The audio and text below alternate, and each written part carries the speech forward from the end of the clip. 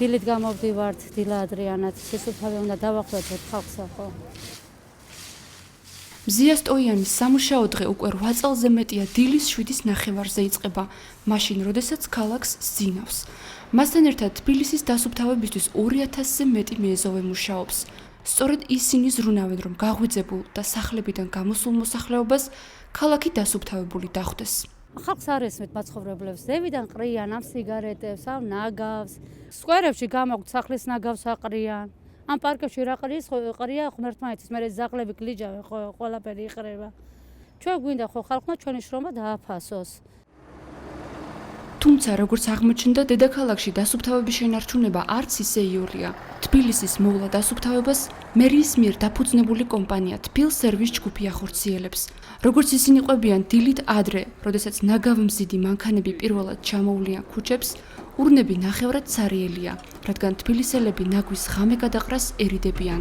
8 საათია უკვე ჯერ ცარიელია, იმიტომ რომ ეხლა ხალხი სამსახურში რო დაიწყებს წასვლას უკვე ნაგავი გამოაგდა ყრია და მინუსდენივად კიდე ხელმეორეც შემოვიდა ნაგვის ასაღებად. გარდა თბილისელების მიერ ნარჩენების გვიან გადაყრის ტრადიციისა, დასუფთავების სამსახურს პრობლემებს კერძო კომპანიებიც უქმნიან. აბსოლუტურად არანაირი გრაფიკი არ არსებობს, მათი შეხედულებისამებრ ხდება ნარჩენის გადაყრა ნაგავშეკვევ კონტეინერებში. ჩვენ ვფიქრობთ, რომ ამ მომავალი წლიდან უკვე რაღაც შეთანხმებას მივახციოთ კომერციულ ობიექტებს და დათქმულ დროზე, ასე ვთქვათ, თუ ამის შესაძლებლობა მოგვეცა, მივუთითოთ, რომ გადაყარონ ნარჩენი. თბილისში დღეღამეში 1000 ტონა მუნიციპალური ნარჩენი გროვდება. ყოველდღიურად 300-მდე ნაგავმზიდს დედაქალაქიდან ნარჩენები თბილისთან ახლოს მოწყობილ ლილოს ნაგავსაყრელ პოლიგონზე გააქვს. 2010 წელს მოსახლეობის მრავალწლიანი პროტესტის შემდეგ თბილისის მერიამ გლდანის ნაგავსაყრელის დახურვა გადაწყვიტა. სანაცვლოდ ახალი პოლიგონი ლილოში მოაწყო. 20 მილიონ ლარად შეფასებული თანამედროვე სტანდარტებით მოწყობილი ნაგავსაყრელი წესით მოსახლეობის და გარემოსთვის უსაფრთხო უნდა ყოფილიყო. თუმცა ის დღემდე უქმნის პრობლემებს ახლო მდებარე სოფლებს. ყველაზე მძაფრად ნაგავსაყრელის სიახლოვეს დიდი ლილოს მოსახლეობა გრძნობს, რადგან მათი სოფელი დაახლოებით 1 კილომეტრით არის დაცილებული პოლიგონიდან. როგორც სოფელში გვიყვებიან, ნაგავსაყრელმა მათი ცხოვრება შეცვალა. ლილოელები უკვე მე-7 წელია გარემოს დაბინძურების ფაქტებზე საუბრობენ და შველას ითხოვენ. პატარა ბავშვების საფეხბურთო სკოლა მაქვს აქ, მე სახელად იბერია. ხშირად ჩვენს ვარჯიშზე ახდენს გავლენას აი ეს სუნი. ყოფილა შემთხვევები, რომ ვარჯიში ჩაგვიშლია ელემენტარულად სუნთქვა შეუძლებელი იყო, ისეთი სუნი იყო ხო? ისეთი სუნია, სანამ ის სუნი გადავა, რას გეუბნებით, რომ არ ვიცი რა.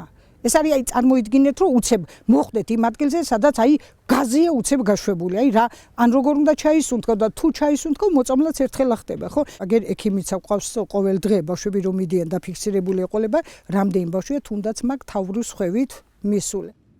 ლიანა ოქრუაშვილი ლილოს სკოლის პედაგოგია.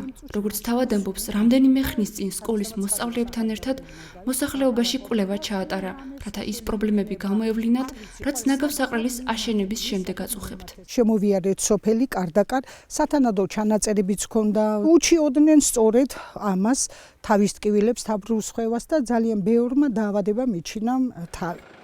უკვე წლებია, რაც თბილისის მერია მოსახლეობას ნაგავსაყრელის სტანდარტებში მოყვანას ჰპირდება, თუმცა უშედეგოდ. დღემდე ვერ მოხდა ლპობის შედეგად წარმოშობილი მავნე ნივთიერებების განეიტრალებაც. სუნი, რომელიც მოსახლეობის ცხოვრებას გაუსაძლის ხდის, როგორც აღმოჩნდა ნაგავსაყრელის არასწორი ექსპლუატაციის შედეგია, რაზეც ექსპერტები წლებია საუბრობენ. როცა არ ხდება დადგენილი წესით ოპერირება, რაც არის პროექტში გაწერილი და რაც არის გეზეშის ანგარიშში გაწერილი, იმ პირობების შესრულება რო თუ არ ხდება, სუნი შეიძლება გავრცელდეს. სტუდია მონიტორმა ლილოს ნაგავსაყრელის საფრთხეებზე ჟურნალისტური გამოძიება ჯერ კიდევ 2 წლის წინ მოამზადა, სადაც შეპესე გამასწარმომადგენელი დეტალურად აღწერდა ექსპლუატაციის პირობების დარღვევას. ნიშანდობლივია, რომ 2010 წელს სწორედ შეპესე გამამ შეასრულა თბილისის მყარი საყოფაცხოვრებო ნარჩენების პოლიგონის ექსპლუატაციის პროექტი. აუტანელი სუნი, რომელიც მოსახლეობას აწუხებს, აღმოჩნდა, რომ ტექნოლოგიური ციკლის დარღვევის შედეგია. კერძოდ, არ დამონტაჟდა ნარჩენებიდან გაზის ამოღების სისტემა. არის პროექტში ჩადებული გაზის ექსტრაქციის სისტემა. გაზის ჭაბურღილები. თავისი სპეციალური კონსტრუქციაა შერჩეული, რომ გაზის ამოღება მომხდარიყო, როგორც კი დაიხურება უჯრედი, რომ მიაღწევს თავის სიმაღლეს 20-25 მეტრს, გააჩნია ადგილმდებარეობა შეიძლება მეცას, დაიხურა, მოხდა ზემოდან მისი იზოლაცია, 100 ჭაბურღილს უნდა გაუკეთეს თავმორთულობა და შემდეგ მილსადენის სისტემებით ეს ჭაბურღილები უერთდება ერთმანეთს და მიდის უტილიზაციისათვის. პროექტის თანახმად დახურულ უჯრედში ბიოლოგიური ნივთიერებების ლპობისგან წარმოშობილი მეთანი სამრეწველო მიზნებითაც შეიძლება გამოიყენონ. მანამდე კი ამ მილებიდან ამომავალი ნაგავსაყრელის გაზების დაწვა აუცილებელია. ლილოს პოლიგონზე გაზშემკრების სისტემა დღემდე არ მუშაობს. მავნე გაზები გარემოში იფრქვევა, რამაც ახლო მდებარე სოფლების მაცხოვრებლების ყოფა აუტანელი გახადა. გაუსაძლისი სუნი არის. ეხლა სხვა რამეს ვერ იგრძნობს კაცი. ეხლა არის ხომე გადაჭარბება, რომ აი ეს ეხდება ის. განა პატარა ამბავია სუნი.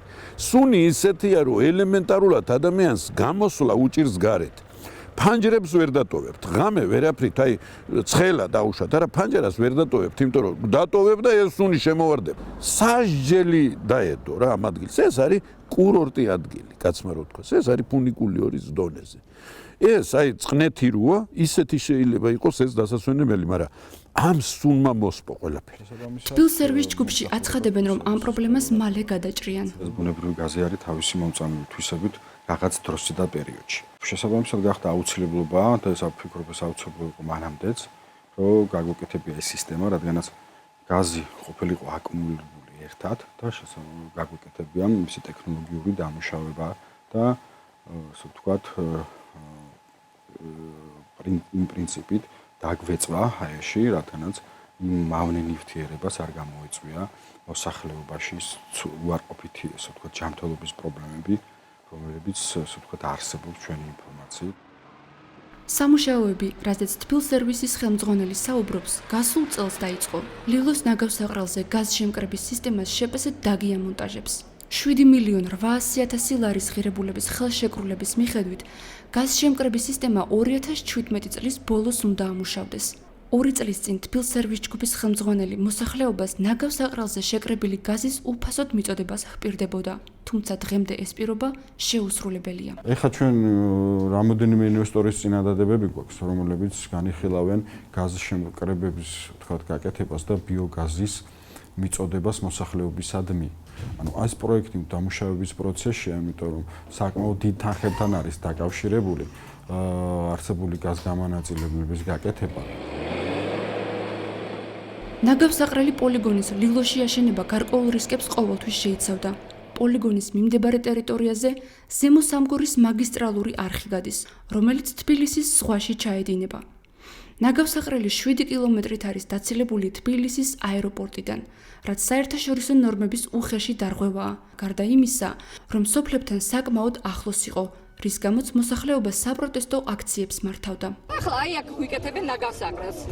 ჩვენი მოწამვლა უნდათ ალბათ მოსახლეობის მოთხოვნა, რომ არ აშენდეს, თუნდაც იმიტომ რომ არ ვიცით ჩვენ რა სტანდარტებით გაკეთდება ეს ქარხანა. იყო დაპირებები, რომ დასაქმდებოდა მთელი ლილო, რომ გაზი იქნებოდა მუქთად ლილოში, იქიდან მიღებული გაზი. და საერთოდ იქ ქარხანას გვაჩვენებდნენ გადამამუშავებელს და იქ თითქოს ლაპარაკი არც იყო, მოკლედ 60-ს გვპირდებოდნენ. გარდა გაზშემკრები მილებისა, ლილოს ნაგავსაყრელზე გარემოზე ზემოქმედების შეფასების დოკუმენტის მიხედვით, ნაგავგადამამუშავებელი ქარხანა უნდა აშენებულიყო, რაც ასევე არ შესრულდა. ამის გამო გარემოს დაცვითი ზედამხედველობის დეპარტამენტმა თბილსერვის ჯგუფი 2015 წელს 45.000 ლარით დააჯარიმა. მოვახდინეთ კომპანიის მიმართ სამართალდაღობის ოქმის შედგენა, რომელიც ითვალისწინებდა ჯარიმას 45.000 ლარის ოდენობით. თუმცა სასამართლომ შეგვიწყვიტა ჩვენ ეს სამართალდაღობის ოქმი და არ დააკისრა კომპანიას სახდელი 45.000 ლარის ოდენობით. არ იყო მოწყობილი მათ შორის გადამამუშავებელი საწარმო და ასევე არ ხდებოდა გამოყოფილი გაზის შეგროვება სპეციალური დაანდგარების საშუალებით და არ ხდებოდა ამ გაზის ორგანიზებული შეკრება. ცალკე განსმენდი, რომელიც ამასაც მოემსახურება და ამასაც. ვაჟა სამათბეგიშვილი შეპესე KDV ჯორჯიას დირექტორია. სწორედ ეს კომპანია შეარჩია გასულ წელს თბილისის მერიამ ლილოს ნაგავსაყრელზე ნაგავ გადამამუშავებელი ქარხნის ასაშენებლად. როგორც კომპანიაში აცხადებენ, ისინი 87 მილიონი დოლარის ინვესტიციის განხორციელებას გეგმავენ. ჩვენი პროექტი არის საყოფაცხოვრებო ნარჩენების გადამუშავება უახლოესი ტექნოლოგიით, რომელიც ახლა ინერგება ევროპის ქვეყნებში. ეს არის კატალიტური დეპოლიმერიზაცია. არანაირი გარემოზე ზემოქმედება პროცესს არ მოყვება. KDV ჯორჯიამ უკვე წარადგინა გარემოზე ზემოქმედების შეფასების დოკუმენტი, რომლის მიხედვითაც ლილოს ნაგავსაყრელზე შესული ნარჩენებიდან ინერტული მასის გამოთავისუფლება მოხდება, დანარჩენი კი გადამუშავდება. ესენი განთავსდება ჩვენივე პოლიგონზე და დანარჩენი უკვე არის ჩვენთვის ნედლეული. ხდება იმის გამოშრობა, დაქუცმაცება და მეორე კატალიზატორში შერევა და KDV პროცესისთვის მომზადება. რასაც არჩევს სენსორები, იმას რა თქმა უნდა ავტომატიკა გადაარჩევს, რასაც არა, იმას ადამიანები. თბილისის მერიამ ქართული კომპანია KDV ჯორჯია 13 კომპანიას შორის შეარჩია. კონკურსში მათ შორის უცხოური კომპანიებიც მონაწილეობდნენ. ეს პრეტენდენტი, რომელიც გახდათ დღეს გამარჯვებულია, მათ საუკეთესო პირობები ჰქონდათ და შეერჩა გამარჯვება. ის ტექნოლოგიური, ესე ვთქვათ, მახასიათებლები რა ნარჩენის გადამუშავების შედეგად მიღებდა პროდუქტი, არის ინოვაცია, ზოგადად ევროპაში და დღეს აქაც. ნიშანდობლივია, რომ გამარჯვებული კომპანია კონკურსის გამოცხადების შემდეგ დარეგისტრირდა. იურიდიულად დაფუძნდა, თორე ჩვენ ამ პროექტზე 2011 წლიდან მუშაობთ. ინტერტექნიქსი და ბეგი, ორი ფირმის დაფუძნებული არის KDV ჯორჯია. საჯარო რეესტრის მონაცემებით შეპესე KDV ჯორჯია 2015 წლის 20 მარტს დაფუძნდა. მის 50%-ს კომპანია ინტერტექნიქსი ფლობს, რომლის დამფუძნებელი და დირექტორი პაატა მოსაშვილია. KDV ჯორჯიას 50%-ს კომპანია ბეგი ფლობს. შეპესე ბეგის 50%-იანი წილის მესაკუთრე ვაჟა სამათბეგიშვილია, ხოლო დარჩენილი 50%-იანი წილის მფლობელი კი ოფშორში დარეგისტრირებული კომპანია მანტებერგ ჯორჯია ლიმიტედია. მანტებერგ ჯორჯიას დირექტორი საქართველოს მოქალაქე ივანე ყაჭიურია. ივანე ყაჭიური 2011 წლამდე ჯანდაცვის სამინისტროს მაღალ ჩინოსანი იყო. ივანე ყაჭიური არის წარმომადგენელი და რომელმაც პირველი ფინანსური რისკი, რაც ეხებოდა ამ პროექტს, თავის თავზე აიღო. მოიზიდა ეს თანხები, რომელიც ამ პროექტს ჭირდება. როგორც კომპანიაში გეგმავენ, თბილისის ნაგავსაყრელზე შესული ნარჩენების 90% გადამუშავდება და საბოლოოდ პოლიგონზე მხოლოდ 10% დაიმარხება, რაც დედაქალაქის მიერ ნაგავსაყრელის მოვლისათვის გაწეულ ხარჯებს მნიშვნელოვნად შეამცირებს. ნაგავ გადამამუშავებელი ქარხნის მიერ მიღებული საბოლოო პროდუქტი კი დიზელი იქნება. დედაქალაქის მოსახლეობას ეკოლოგიურ პრობლემებს მხოლოდ მოქმედი ნაგავსაყრელი არ უქმნის. როგორც აღმოჩნდა, თბილისის მერია უკვე დახურულ ნაგავსაყრელებსაც ვერ მართავს. სამწუხაროდ ეს დახურვა არის პირობითი. გლდანის ნაგავსაყრელი ჯერ კიდევ 2010 წელს დაიხურა, თუმცა ექსპერტთა შეფასებით ის ადამიანების ჯანმრთელობასა და გარემოს დღემდე საფრთხეს უქმნის. არასამთავრობო ორგანიზაცია მწვანეთა მოძრაობის წარმომადგენელი ნიკოლოზ ინაშვილი ამბობს, რომ 7 წლის წინ დახურვის დროს სტანდარტები არ დაიცვეს. მეთანის გამოყოფა მიმდინარეობს და წვის პროცესიც აქტიური არის სხვადასხვა ნარჩენების. აღნიშნული გაზები აქტიურად მოქმედებს ოზონის შრეზე და შესაბამისად კლიმატის ცვლილების პროცესი უფრო აქტიურად მიმდინარეობს. გლდანში ნაგავსაყრელი 10 წლეულების წინ გაიხსნა. იმის გამო, რომ მასზე ნარჩენების განთავსება ქაოტურად, ყოველგვარი სტანდარტების დაცვის გარეშე ხდებოდა, წლების შემდეგ პოლიგონზე ანტისანიტარია და მძიმე ეკოლოგიური ვითარება შეიქმნა. 7 წლის წინ მასზე ნარჩენების შეტანა შეწყდა, თუმცა ტერიტორიიდან კვამლი დღემდე ამოდის. ნაგავსაყრელიდან დაბინძურებული წყალიც ჟონავს. აღნიშნული ნივთიერებების წვა იწვევს კიდევ სხვა ქიმიურ დაბინძურებებს. არა მარტო ატმოსფეროში, აქ ხდება ნაჟური წყლების სახით წყლების დაბინძურება, მიწისქვეშა წყლების თუ ზედაპირული წყლების დაბინძურება და ამავდროულად ნიადაგის დაბინძურება. გლდანის ნაგავსაყრელის საფრთხეები თბილისის მერიამ თავადაც აღიარა. დედაქალაქის მთავრობამ ჯერ კიდევ 2015 წელს გარემოს დაცვის 5 წლიანი სტრატეგია შექმნა, რომელშიც ვკითხულობთ. მიუხედავად იმისა, რომ თბილისის ძველი ნაგავსაყრელები გლდანი და იაღლუჯა დახურულად ითვლება, მაინც რჩება ჰაერის დაბინძურების მნიშვნელოვან წყაროდ. გარდა ამისა, ორგანული მასალების ბუნებრივი ხრწნის გამო ნაგავსაყრელები მეთანსა და ნახშირ ჟანგს გამოყოფენ. ეს აირები კი კლიმატის ცვლილებების გამომწვევი გაზებია. სტრატეგიაში მერიამ ძველი ნაგავსაყრელების კონსერვაციაც დაგეგმა. ეს იქნება ჩვენი სახელმძღვანელო დოკუმენტი, ჩარჩო, რომლითაც ჩვენ შემდგომი 5 წლის განმავლობაში ვიმუშავებთ, რათა ეკოლოგიურად უფრო მოწესრიგებული და უფრო მწვანე ქალაქი გქონდეს. სტუდია მონიტორის მიერ მოძიებული ინფორმაციით ასევე ირკვევა, რომ გლდანისა და იაღლუჯას ნაგავსაყრელის დაცვისთვის თბილისის ბიუჯეტიდან ყოველწლიურად 1000-ობით ლარი გამოიყოფა. 2015 წელს 45.000 ლარი, 2016 წელს 30.000 ლარი, ხოლო 2017 წელს კი 25.000 ლარი გამოიყო. მიუხედავად ამისა, ჩვენ მიერ გადაღებულ კადრებში ჩანს, რომ ტერიტორიაზე შინაური ცხოველები დადიან. დაცვა კი არ ხორციელდება. დედაქალაქის მთავრობაში არ გვიპასუხეს, გასული წლების ბიუჯეტში დაცვის მომსახურებისათვის გაწერილი თანხა რაში დაიხარჯა. როგორც მერიაში გითხრეს, აღჭურვილობისა და დაცვის ჯიხურების შესყიდვისათვის ტენდერი მხოლოდ ახლა გამოცხადდა. ეს სოფელი გომბორია.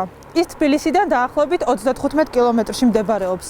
სოფელში ნაგვის არც ერთი ურნა არ დგას და არ არსებობს დასუფთავების სისტემა. მოსახლეობა ამბობს, რომ იძულებულია ნაგავი ხევებში ჩაყაროს.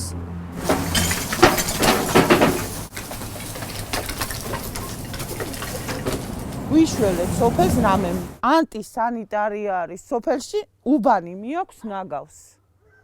ბავშვი გარეთ ვერ გამომიყვანია აიმაზე, სტუმარი ვერ დამისვია ზაფხულში აიმაზე, იმიტომ რომ უყურებს ამ ნაგავს. დიანა ალავიძე სოფელ გომბორის მაცხოვრებელია.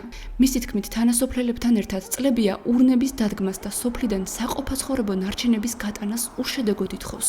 დეპუტატს ეგარადარდებს, რაიონის გამგებელს ეგარადარდებს, ჩამოსულები იყვნენ წინა საარჩევნოდ რაიონის ვითომ გამგეობის რაღაცა წარმომადგენლები კენჭს რო იყრიდნენ, მე უთხარი. მართალიც უთხარი. პირველად ხედავ დღეს და 4 წლის მერე მეორედ გნახავ მეთქი შენ ეს სოფლის არანაირი პრობლემა არ გაწუხებს. ხედავთ როგორი გაჭირვება ნახე. გომბორის რწმუნებულის მოადგილე მარეხი ხალაფიშვილი აცხადებს, რომ დანაგვიანების პრობლემას სოფელში მალე მოაგვარებენ. ურნები არ დგას სოფელში. დასუფთავებას როგორც შეგვიძლია ჩვენ თვითონ ვაწარმოებთ. ეხლა ამ ეტაპზე იგეგმება მანქანა არის გამოყოფილი. ალბათ იქნება ისე მოვაგროვებთ ქუჩებში ნაგავს და იქნება მანქანა და გაიტანს ნაგავსაყრელზე.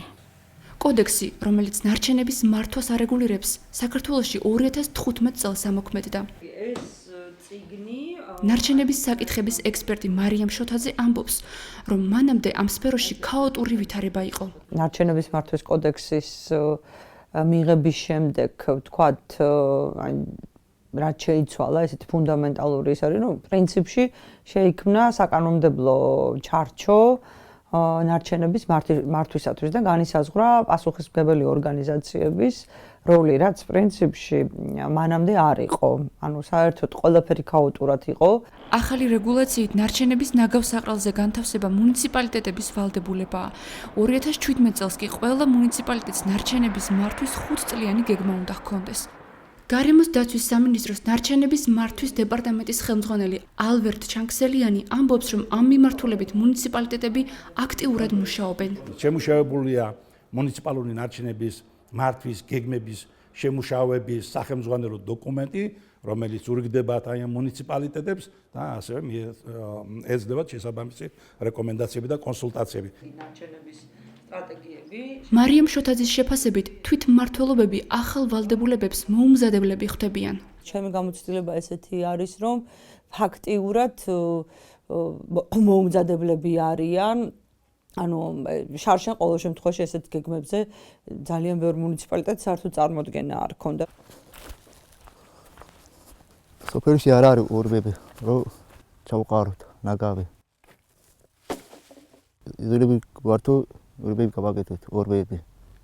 და იქ ავხრით ხოლმე. თელი სოფელი. საყოფაცხოვრებო ნარჩენების გატანა და ურნების დადგმა დღემდე აუსრულებელ ოცნებად რჩება სოფელ ქორეთის მოსახლეობისთვისაც. ეს ნაგავი თუ გაუტანია მაინც როდესმე მუნიციპალიტეტს? არასოდეს. რო ამოივსება შემდეგ რა შვებით? ვსვავთ ხოლმე. თქვენ თვითონვე წვავთ? დიახ, წვავთ ხოლმე.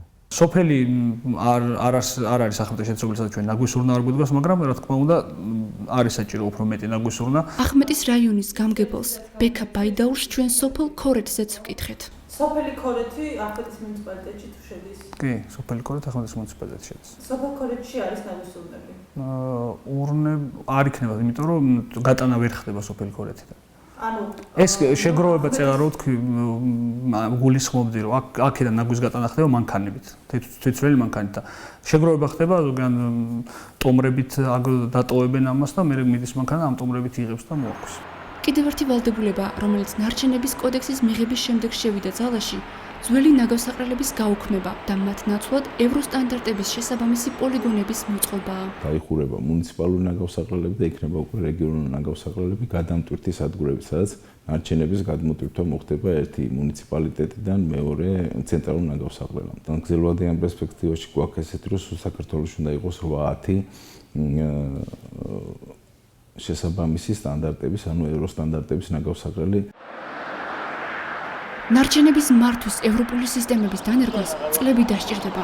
მანამდე კი რეგიონებში მცხოვრები მოსახლეობა იძულებულია ნაგავი ქაოტურად გადაყაროს, რაც გარემოს გამოუსწორებელ ზიანს აყენებს.